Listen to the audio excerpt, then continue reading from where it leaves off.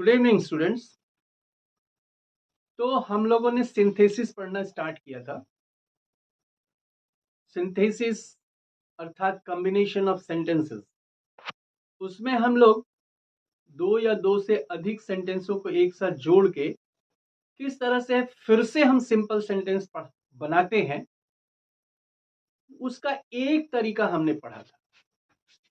हालांकि देखिए, तरीके में इतने सारे तरीके हैं, लेकिन उसका एक तरीका हमने पढ़ा था, वो था बाय यूजिंग पार्टिसिपल। पार्टिसिपल का प्रयोग करके हम लोग किस तरह से दो सेंटेंस या दो से अधिक सेंटेंसों को एक साथ जोड़ के और फिर से सिंपल सेंटेंस बनाते हैं, ये हमने देखा था। जिसमें मैंने बताया था कि प्रेजेंट पार्टिसिपल, पास्ट पार्टिसिपल और परफेक्ट पार्टिसिपल का प्रयोग करते हैं। प्रेजेंट पार्टिसिपल मतलब वर्ब के फर्स्ट फॉर्म में आईएनजी जोड़ देना। पास्ट पार्टिसिपल मतलब वर्ब का थर्ड फॉर्म यूज करना। और परफेक्ट पार्टिसिपल मतलब हैविंग के साथ वर्ब का थर्ड फॉर्म यूज करना। उसमें मैंने ये बताया था कि प्रेजेंट पार्टिसिपल का प्रयोग तब करते हैं जब दोनों वाक्यों का सब्जेक्ट सेम हो और एक वर्ब होने के तुरंत बाद दूसरा वर्ब हो। ये कोई हार्ड एंड फास्ट रूल नहीं है, मतलब मैं अपनी समझ बता रहा हूं। दूसरा मैंने बताया था कि पास्ट पार्टिसिपल का प्रयोग हम लोग एडजेक्टिव की तरह करते हैं। जब एक वर्ब किसी नाउन या प्रोनाउन के बारे में बताता हुआ लगे तो उस वर्ब का थर्ड फॉर्म उस नाउन या प्रोनाउन के पहले हम लोग प्रयोग कर देते हैं जिसके बारे में कुछ बता रहा है। और परफेक्ट पार्टिसिपल मैंने बताया था कि जब दोनों सेंटेंसों को पढ़ने से ऐसा हमको लगे कि एक कार्य बिना पूरी तरह से खत्म हुए दूसरा कार्य नहीं स्टार्ट हो सकता, मतलब एक कार्य पूर्ण तरह से खत्म होगा तब दूसरा कार्य होगा, तब हम लोग परफेक्ट पार्टिसिपल का प्रयोग करेंगे। तो इन्हीं कॉन्सेप्टों को रखते हुए हमने पार्टिसिपल को पढ़ा था। तो केवल पार्टिसिपल का प्रयोग करके सिंपल सेंटेंस को सिंपल सेंटेंस में बदलना यही एक तरीका नहीं है। इसके अलावा नाउन और फ्रेज एपोजिशन में लाके हम लोग दो सिंपल सेंटेंसों को एक सिंपल सेंटेंस में बदलते हैं, तो उसके बारे में भी पढ़ेंगे। By using preposition with a noun और जिरंड। प्रीपोजिशन के बाद एक नाउन या एक जिरंड का उपयोग करके हम लोग दो सिंपल सेंटेंसों को सिंपल सेंटेंस में बदल देते हैं। तो प्रीपोजिशन वैसे ही जानते हैं, प्रीपोजिशन के बाद ऑब्जेक्ट की जरूरत पड़ती है, तो उस प्रीपोजिशन के बाद एक नाउन हम ऑब्जेक्ट के रूप में दे देते हैं, प्रोनाउन ऑब्जेक्ट के रूप में दे देते हैं, या किसी वर्ब को ही जिरंड का फॉर्म देके उसको हम लोग उस प्रीपोजिशन का ऑब्जेक्ट बना देते हैं। बाय यूजिंग नॉमिनेटिव एब्सोल्यूट, ये आपका चौथा तरीका है नॉमिनेटिव एब्सोल्यूट का प्रयोग करते हुए। तो नॉमिनेटिव एब्सोल्यूट कैसे प्रयोग करते हैं, कब प्रयोग करते हैं, उसके बारे में भी डिटेल पढ़ेंगे। पांचवा तरीका है by using an infinitive. Infinitive मतलब टू के साथ वर्ब का फर्स्ट फॉर्म, तो ये इंफिनिटिव है। तो इंफिनिटिव का प्रयोग करके भी हम किस कंडीशन में सिंपल टू सिंपल बनाते हैं वो भी पढ़ेंगे। छठा तरीका है बाय यूजिंग एन एडवर्ब और एन एडवर्बियल फ्रेज। एडवर्ब का प्रयोग करके या एडवर्बियल फ्रेज का प्रयोग करके भी हम लोग सिंपल टू सिंपल बनाते हैं। तो पार्टिसिपल के प्रयोग में मैं कल पढ़ा चुका हूं, इसीलिए पार्टिसिपल के 3 सेंटेंस हमने लिख रखे हैं और इन 3 सेंटेंसों को आप थोड़ा वीडियो पॉज करके उसको बनाने की कोशिश करें और उसके बाद मेरे सॉल्यूशन को देखें और मिलान कर सके कि सही है या ठीक है या नहीं ठीक है। अगर किसी और दूसरे तरीके से भी आप बना सकते हैं तो कमेंट करके बताएं, देखेंगे, हम भी चेक करेंगे। जैसे ये सेंटेंस है, ही हर्ट हिज फुट, उसने अपने पैर को घायल किया। ही स्टॉप्ड प्लेइंग, उसने खेलना बंद कर दिया। तो जो ही दोनों का, पहले तो देखिए दोनों का सब्जेक्ट सेम है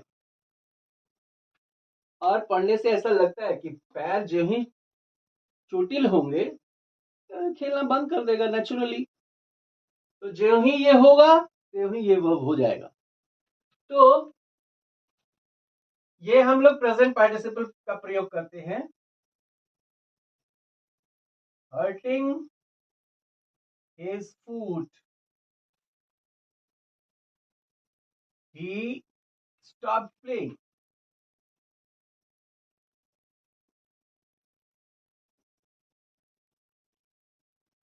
ये हुआ इसका सॉल्यूशन। दूसरा है he found the book, it was lost। उसने किताब, वो उसको किताब मिल गई, वो खो गई थी। कौन खो गई थी भाई? किताब खो गई थी। तो लॉस्ट हमको लगता है कि बुक के बारे में बताता है, तो उसके पहले हम एडजेक्टिव के तरह उसका प्रयोग करके उसको सिंपल बना सकते हैं। तो लिखेंगे he found the lost book। हो गया सिंपल। एक ही वर्ब है, एक ही फाइनाइट वर्ब है, इसमें भी एक ही फाइनाइट वर्ब है, दोनों सिंपल हो गए। तीसरा सेंटेंस हमने लिख रखा है I have told you the facts. मैंने आपको वास्तविकता बता दी है। I have nothing more to say, मुझे अब और अधिक कुछ नहीं कहना है। आई विल सिट डाउन, अब मैं बैठ जाऊंगा। तो देखिए, उसने बताने का कार्य कर लिया और उसके पास अब कुछ करने को नहीं है। तो हम लिखेंगे having told, having told you the facts and। अब कहोगे कि सर यहां एंड क्यों लगा रहे हैं? भाई एंड लगाने से तो कंपाउंड बन जाएगा। ठीक है, एंड दो वर्बों को अगर जोड़ेंगे एंड से तब वो कंपाउंड बन जाएगा। यहां तो हम लोग किसको जोड़ रहे हैं? दो पास्ट परफेक्ट पार्टिसिपल को जोड़ रहे हैं। तो having told you the facts and having nothing to से,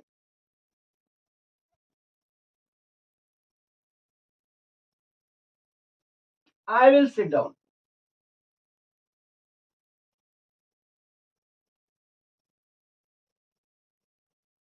तो यहां हमने प्रयोग किया परफेक्ट पार्टिसिपल का, यहां प्रयोग किया पास्ट पार्टिसिपल का, और यहां प्रयोग किया हमने प्रेजेंट पार्टिसिपल का। तो इस तरह से पार्टिसिपल का प्रयोग करके हम दो या दो से अधिक सिंपल सेंटेंसों को सिंपल सेंटेंस में बदल सकते हैं। इसके ऊपर एक्सरसाइज भी किया जाएगा, बट लेटर। पहले हम लोग इसको सबको समझ लें, उसके बाद एक ही साथ एक्सरसाइज किया जाएगा। तो आगे बढ़ते हैं। तो पार्टिसिपल का यूज करके दो सिंपल सेंटेंसों को सिंपल सेंटेंस कैसे बनाते हैं, ये पिछली वीडियो में भी बताया, यहां भी कुछ रिवीजन करवाया, उसके बाद एक्सरसाइज भी करेंगे। अब दूसरे वाले तरीके पे आते हैं, second way, by using a noun और ए फ्रेज इन एपोजिशन। तो बाय यूजिंग ए नाउन और फ्रेज इन एपोजिशन, ये एपोजिशन क्या होता है इसको पहले समझ लीजिए। एपोजिशन का मतलब होता है साथ साथ, मतलब साइड बाय साइड। मतलब दो नाउन अगर एक साथ आ जाएं तो दूसरे नाउन को पहले नाउन का एपोजिशन कहा जाएगा, ऐसा है। तो यह बात केवल नाउन में ही नहीं है, फ्रेज में भी हो सकता है। मान लीजिए वाक्य में एक नाउन के बारे में एक फ्रेज डिटेल्स में बताता है, फ्रेज जिसके बारे में बता रहा है नाउन भी उसी के बारे में बता रहा है। तो फ्रेज को भी एक नाउन के अपोजिशन में लगा के हम दो सिंपल सेंटेंसों को एक सिंपल सेंटेंस में बदल सकते हैं। यहां जैसे देखिए एग्जाम्पल हमने लिया है, द काउ प्रोवाइड्स मिल्क, गाय हमें दूध देती है। Milk is a valuable food, दूध एक महत्वपूर्ण भोजन है। तो यहां देखिए जिसको हम मिल्क कह रहे हैं, ए वैल्यूएबल फूड भी तो उसी को कह रहे हैं। ये नाउन है, उसके अपोजिशन में इस फ्रेज को हम लगा सकते हैं। तो कह सकते हैं the cow provides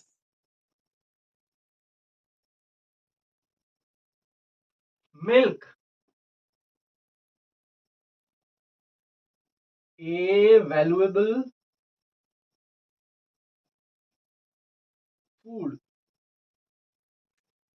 अब देखिए मिल्क और वैल्यूएबल फूड एक ही चीज को हम कह रहे हैं, तो इस फ्रेज को हमने इसके अपोजिशन में लगा दिया। दूसरी बात यह है कि जब हम अपोजिशन में लगाते हैं और अपोजिशन का फ्रेज या नाउन लास्ट में आता है, तो पहले वाले नाउन और अपोजिशन वाले फ्रेज या नाउन के बीच में हम एक कॉमा डाल देते हैं। अगर ये सेंटेंस के बीच में हम रखते हैं तो दोनों तरफ कॉमा डाल देते हैं।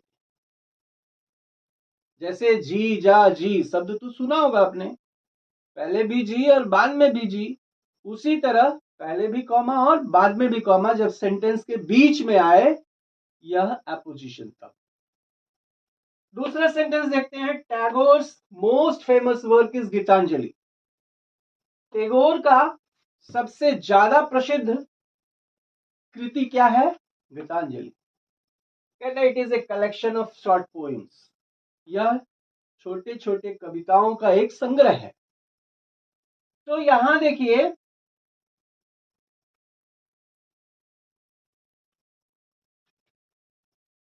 गीतांजलि जिसे कह रहे हैं, टैगोर्स मोस्ट फेमस वर्क भी उसी चीज को कह रहे हैं। तो इसके अपोजिशन में ये लगा दें या इसके अपोजिशन में ये लगा दें, तो इसको लिख सकते हैं the Geetanjali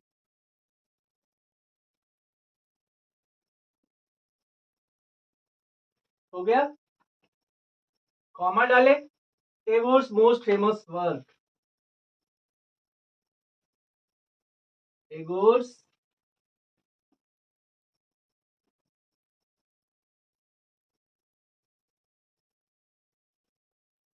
most famous work,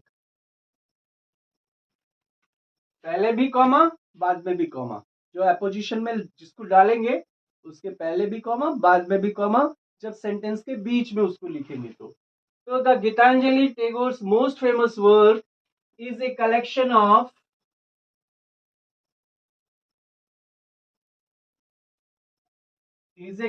of short poems.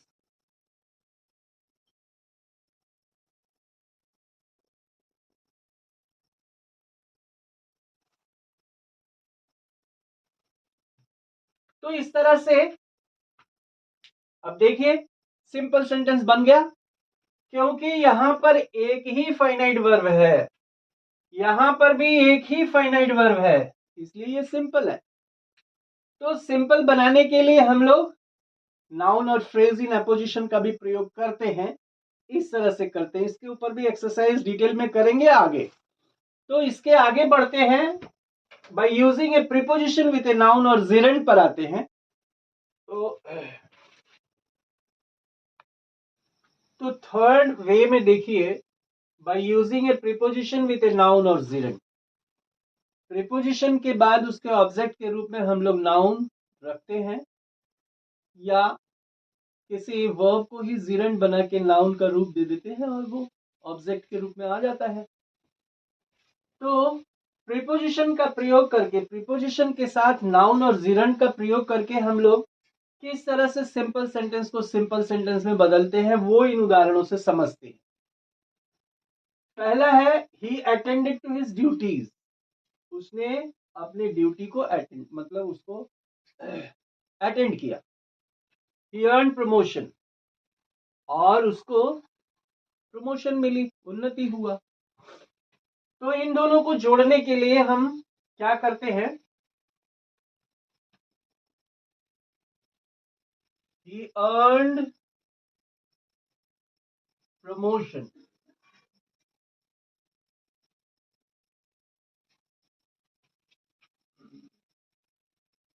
by एक प्रीपोजिशन लगा है और इस अटेंड वर्ब को जेरेंट बना दिया, by attending his duties।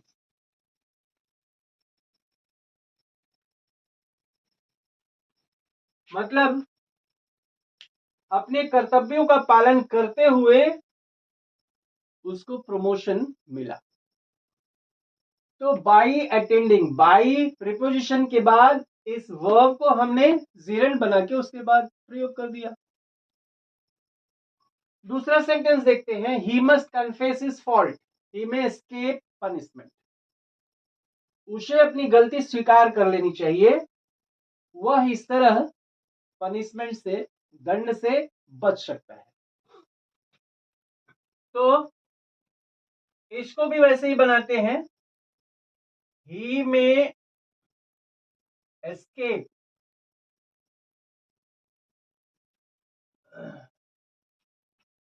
punishment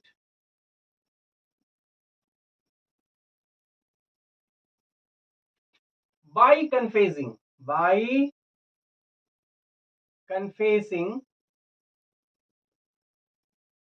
his fault।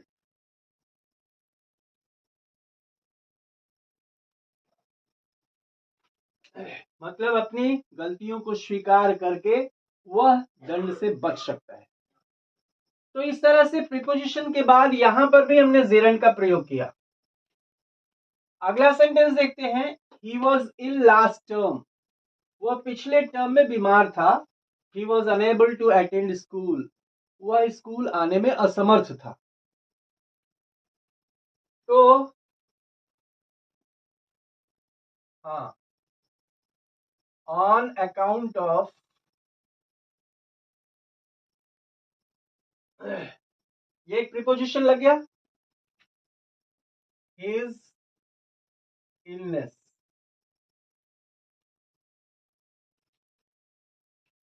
ये प्रीपोजिशन के बाद हिज इलनेस नाउन बना के हमने लगा दिया। On account of his illness last term,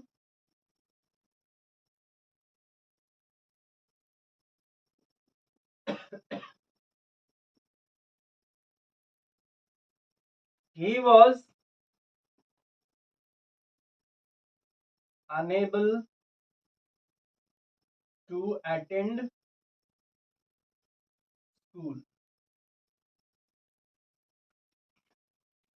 तो देखिए यहां पे भी प्रीपोजिशन के बाद नाउन का प्रयोग करके हमने दोनों सेंटेंसों को एक साथ जोड़ दिया और वर्ब केवल ये रह गया, was। तो सिंपल बन गया, बहुत आसान है। I forgave him his fault, that has not prevented him from repeating it। मैंने उसकी गलती को क्षमा कर दिया, वह गलती उसको उस गलती को फिर से दोहराने में रोक न सकी।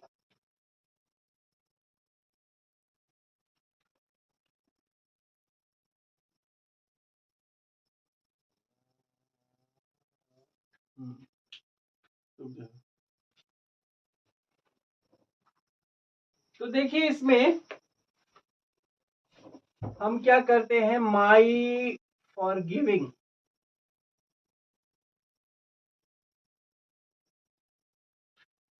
my forgiving him his fault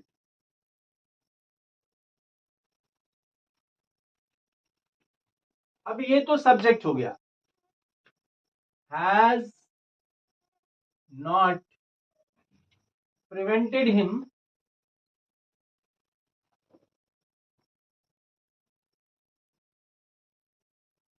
from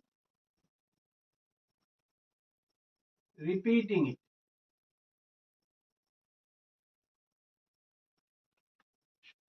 तो यहां पर देखिए फ्रॉम रिपीटिंग, फ्रॉम के बाद ये जिरंड तो आया है, लेकिन ये पहले से इसमें प्रयुक्त था।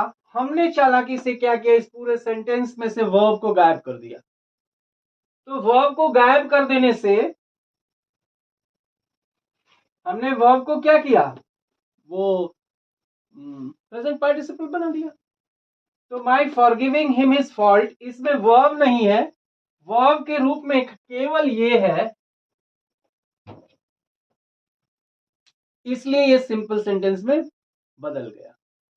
तो इस तरह से हम लोग प्रयोग करते हैं बाय यूजिंग ए, मतलब दो सिंपल सेंटेंसों को एक सिंपल सेंटेंस में बदलने के लिए हम लोग प्रीपोजिशन के साथ नाउन या जेरेंड लगा के इस तरह से बदलते हैं। अब इसके आगे बढ़ते हैं।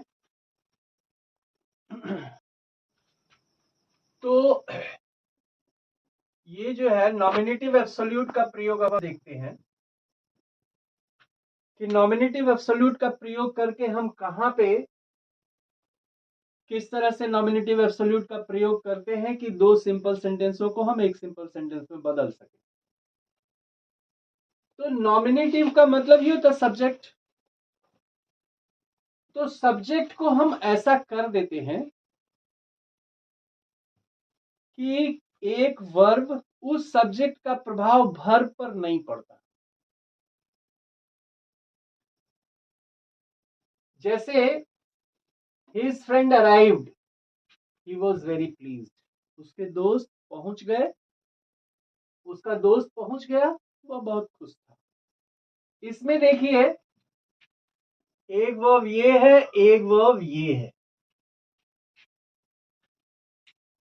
अब इसमें पहली बात तो हमको ये ध्यान देना होगा कि दोनों वाक्यों का सब्जेक्ट सेम नहीं हो सकता। इस वाक्य में हिज फ्रेंड सब्जेक्ट है और इस वाक्य में ही सब्जेक्ट है, सब्जेक्ट दूसरा है। लेकिन वर्बों में एक रिलेशन है, एक इंटरकनेक्शन है। पहुंचा, दोस्त पहुंचा, वो खुश हो गया। तो पहले कौन सा काम हुआ? उसका दोस्त पहुंचा, फिर बाद में वो खुश हुआ। तो पहले जो काम हुआ, पहले जो क्रिया हुई, पहले जो वर्ब हुआ, उस वर्ब को हम लोग नॉमिनेटिव एब्सोल्यूट बनाएंगे। मतलब उस वर्ब के बाद हम लोग पार्टिसिपल का प्रयोग करेंगे। मोस्टली परफेक्ट पार्टिसिपल का प्रयोग होता है। तो उसके बाद अगर हम उसके बाद सब्जेक्ट के बाद, इस पहले वाले सब्जेक्ट के बाद इसको अगर हम लोग परफेक्ट पार्टिसिपल बना देते हैं तो इस सब्जेक्ट का कोई प्रभाव मेन वर्ब पे नहीं रह जाएगा। जैसे कैसे, देखिए his friend having arrived,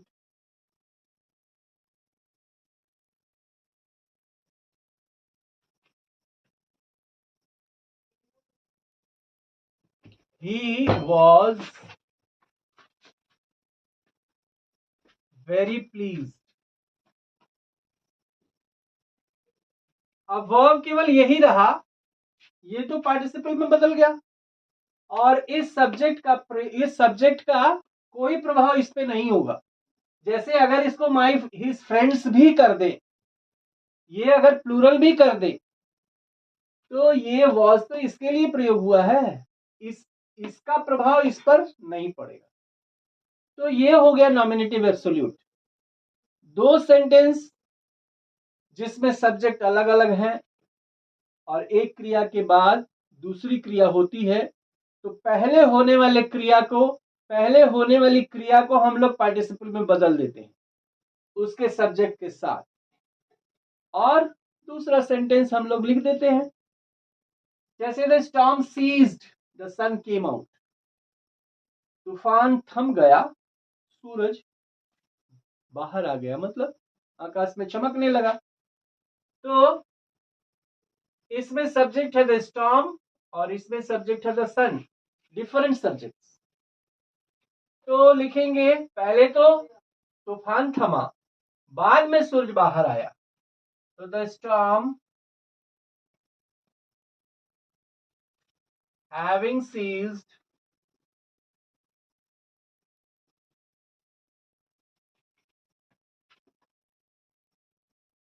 the sun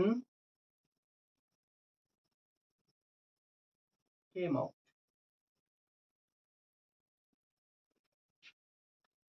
इस सब्जेक्ट का कोई प्रभाव इस वर्ब पे नहीं होगा। The troops were ordered out, यहां थोड़ा देखिए, the troops were ordered out मतलब सैनिकों को आदेश दे दिया गया। ये देखिए हेल्पिंग वर्ब, उसके बाद वर्ब का थर्ड फॉर्म। यह इशारा करता है कि ये सेंटेंस पैसिव में है। और जब सेंटेंस पैसिव में होगा तो हैविंग के बाद हमको बीन लगाना पड़ेगा, क्योंकि वो भी पैसिव में ही बनाना पड़ेगा। The troops were ordered out, the police were unable to hold the mob. सेना को आदेश दे दिया गया, लेकिन सेना जो है या पुलिस जो है वो भीड़ को कंट्रोल करने में अयोग्य रही। तो the troops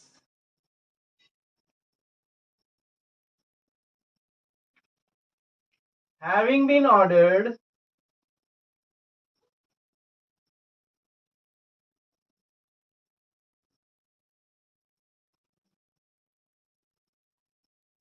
out,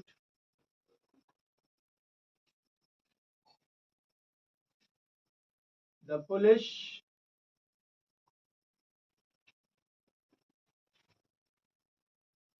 were unable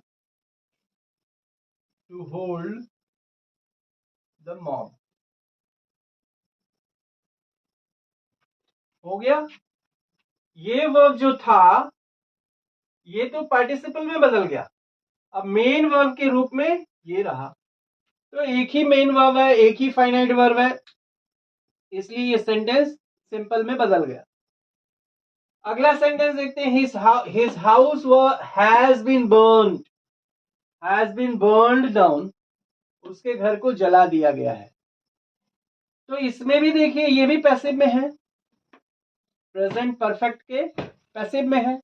तो his house has been burned down, he lives in a hotel या in the hotel, उसका घर जला दिया गया है, वह एक होटल में रहता है। तो इसको भी his house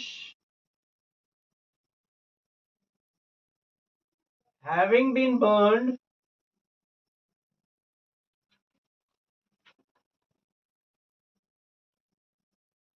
down, he lives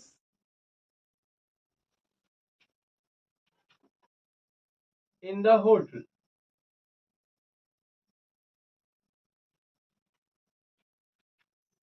तो यहां भी देखिए एक मेन वर्ब रह गया, ये वर्ब जो है वो तो परफेक्ट पार्टिसिपल में बदल दिया गया। तो इस तरह से एक वर्ब को हम लोग परफेक्ट पार्टिसिपल में बदल देते हैं जो वर्ब पहले होता है, और दूसरे वर्ब को हम लोग फाइनाइट वर्ब के तरह यूज कर देते हैं, और नॉमिनेटिव एब्सोल्यूट का प्रयोग यही है। और इसी तरह हम लोग दो सिंपल सेंटेंसों को सिंपल सेंटेंस में बदलते हैं। दो ही सिंपल सेंटेंस नहीं, दो से अधिक सिंपल सेंटेंसों को भी सिंपल सेंटेंस में बदलते हैं इन्हीं सारे नियमों का प्रयोग करके, मतलब वो पार्टिसिपल का प्रयोग करके, नॉमिनेटिव एब्सोल्यूट, तो वो भी करेंगे एक्सरसाइज आगे। अच्छा, आज इतना ही रहने देते हैं, आप इन लोगों को प्रैक्टिस कीजिए। फिर दो अभी और रह गए हैं, उन दोनों को भी अगले वीडियो में देखा जाएगा, और उसके बाद फिर एक्सरसाइज भी करेंगे। So thank you for today.